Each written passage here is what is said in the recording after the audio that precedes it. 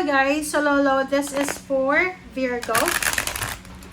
Virgo, welcome dito sa aking channel, Kapalaran 888. Welcome.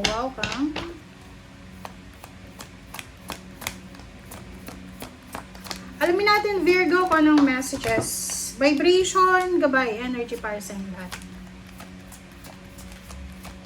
Okay, this is for the last week of May 2026. Okay, first card natin is meditate and contemplate. New Moon in Pisces. And the second card is nothing will come of the situation. Void, of course, Moon. Diba? Void siya. Invalid. So, sinasabi ng bara sa'yo dito, Virgo, na ano man daw ito na nangyayari sa'yo ngayon, may iniisip ka ngayon eh. May iniisip ka, hindi ko alam kung anong iniisip mo. You're planning. Or may mga nangyayari sa paligid mo. Sabi ng bara sa'yo dito na wag mong masyadong i-invest ang sarili mo, ang emotion mo, ang energy mo sa bagay na yan. It's either tao yan, trabaho yan, negosyo, or ano ba, plano. Wag mong i-invest lahat ng energy, emotion, pera, pagmamahal mo dyan. Kasi, walang mangyayari dyan, hindi pa yan sigurado eh. Void yan eh. Walang sigurado. Okay? So, sinasabi ng bara sa'yo, bago ka magdesisyon, Virgo, gusto mong mag-resign, gusto mong mag-apply ng ibang company. Kasi this one is new moon in Pisces eh. So, this is new beginnings eh. So, kung ano man ang new beginnings ang minamanifest mo, sinasabi ng bara sa'yo dito na kailangan mong maging matalino. Okay, maging matalino ka kasi once na ginawa mo siya, dire-diretso na siya. Okay? Parang domino effect. So, mag-isip, mag-pray, mag-manifest, mag-meditate, parang gano'n. So, yun yung kailangan mong gawin sa ngayon, Virgo. Alright.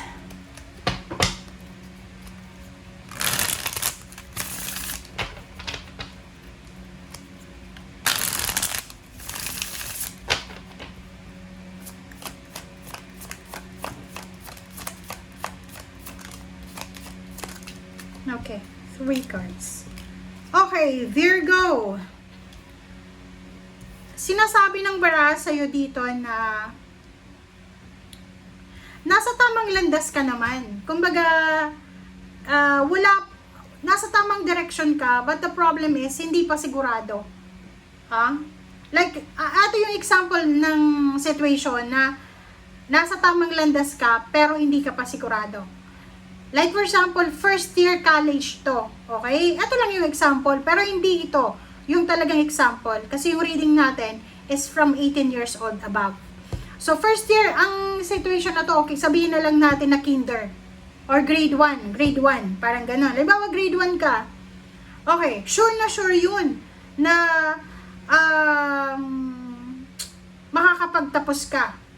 Or sure na sure yun na yung ginagawa mong pag-aaral, ngayong grade 1 ka, ay makakatulong yon sa buhay mo in the future kasi nasa tamang landas ka eh. Okay? Like for example, yung pagpasok mo ng grade 1, matututo kang magbasa, magsulat, ng alphabet, parang ganon. So, nasa tamang landas. You're on the right path para matuto. You're on the right path para matuto. And the path is clear also. Okay? Clear na clear yung path na yon para matuto ka, eh nasa tamang landas ka, but the problem is, hindi ka pa sigurado kung matatapos mo ba yung grade 2, grade 3, grade 4. Diba? Parang ganun ang example natin, Virgo. Nai-gets nyo? Parang ganun. Halimbawa lang ito, nasa company ka, you're working as an empleyado. Okay, you're working, nasa tamang landas ka eh, kasi you're working. Pero hindi sigurado na mapopromote ka. Hindi sigurado na makakapunta ka ng ibang bansa. So, wala pang sigurado. Pero nasa tamang direction ka. Tamang direction. Tamang lugar, tamang direction. So, ihanda mo yung sarili mo because there are too many obstacles and blockages. So, maraming blockages na posibleng darating sa'yo. Ganun talagang buhay, guys. Walang ano dito, walang makakaligtas sa mga blockages na yan. Lahat tayo may pinagdadaanan tayong ganun. Alright. Oops, sorry. My God.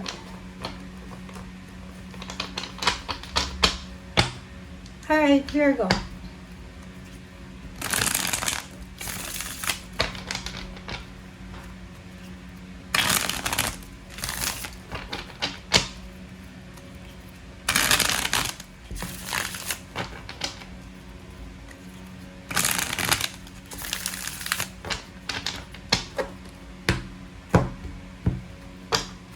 Alright. Okay, so yun. 6 of Swords and 2 of Cups. Judgment. OMG.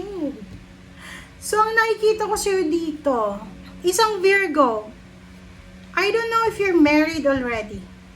Pero meron ditong Virgo na may commitment na siya eh. Pwedeng yun, sabihin na natin, may Virgo dito may asawa na. May asawa ka na, may ka-live-in, boyfriend, girlfriend, pero kailangan mong magdesisyon. Kasi posibleng may nag-o-offer sa'yo ng love life na nasa ibang bansa. It's either foreigner siya, ibang lahi, or Pinoy siya pero nakatira siya sa ibang bansa.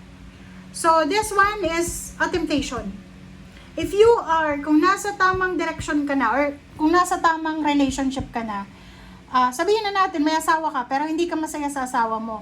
Kaya ka naghanap, kaya ka nag-subscribe, or kaya ka nag-follow sa isang tao na nasa ibang bansa.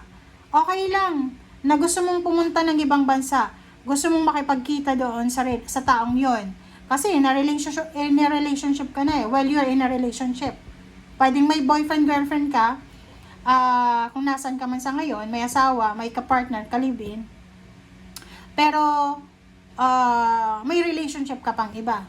Ang sabi ng baraha dito, kailangan mong gumawa ng tamang desisyon. Kung ayaw mo na, makipaghiwalay ka na. Okay? Sa first boyfriend mo or dito sa taong ito. Kung talagang gusto mong makipagkita, mag-level up, mag-travel, doon, papunta doon sa bago mong karelasyon, tapusin mo muna yung kasalukuyan mong relationship. Okay? Yun. Queen of Wands and, sabi ng baraha dito. Okay. So, yung iba naman sa inyo dito, this is the reason. Yan yung rason. May mga may asawa na dito, may asawa, may ka-live-in na Virgo. Sinasabi ng baraha sa'yo dito na pagod ka na. Tingnan mo. Kita mo? Itong Virgo na to, palagi siyang walang pera. Pagod na siya sa trabaho niya. Oh. And gusto mo nang makalaya. Parang sinasabi, ano ba, breadwinner ka ba? Or pwedeng Virgo ito na nakapag-asawa ng tamad, na hindi nagtatrabaho. So, ikaw yung bumubuhay sa asawa mo. Or pwedeng sa boyfriend mo, yung boyfriend mo, boyfriend or girlfriend, wala silang ambisyon sa buhay. Kaya naghanap ka through online. Or pwedeng katrabaho mo yan, nakarelasyon mo. So, nakikita ko sa'yo dito, parang pinapaliwanag mo sa akin, or sa mga viewers na, yung rason kung bakit may third party ka, it's because wala kang pera. So, napapagod ka na. Ikaw yung sumusuporta sa karelasyon mo. Ayaw mo nang magtrabaho, gusto mo nang makaalis sa sitwasyon na yan. So, understandable kung napapagod ka, pero tapusin mo muna. Kasi wala namang mali. Walang mali sa ginagawa mo kung wala ka naman natatapakan na ibang tao. Okay? And if it's not, halimbawa, related sa love life, nakikita ko sa'yo dito, isang Virgo na nagtatrabaho sa Pilipinas, na posibleng kumikita ka ng maliit, napakaliit yung kinikita mo. And same din yung pagod mo, napapagod ka sa trabaho mo, and gusto mong kumita ng malaki. Gusto mo nang magtrabaho sa ibang bansa. Gusto mong kumita ng malaki. Gusto mong mag-travel. Gusto mong umalis. Okay? Kaso lang, hindi ka pinapayagan ng asawa mo. Or ng boyfriend, ng girlfriend, or ng parents mo. So, please comment down below if you resonated. Ang sa ilalim mo dito is Four of Pentacles and Death card. Sabi ng baraha sa'yo dito, ang pinaka magagawa mo is mag-ipon ka ng pera. Kung nasaan ka man sa ngayon, mag-ipon ka ng pera para sa sarili mo. Kasi kung ang situation mo dito yun, pagod na pagod ka na, talagang walang mangyayari sa'yo. Pasan mo yung mundo pasan mo yung pamilya mo, yung obligations mo. Tingnan mo, wala kang pera, pagod na pagod ka, trabaho ka pa rin ng trabaho. Gusto mong makaalis na, gusto mong makalaya na. Pero kailangan mong magdesisyon. Okay, so thank you guys. Bye!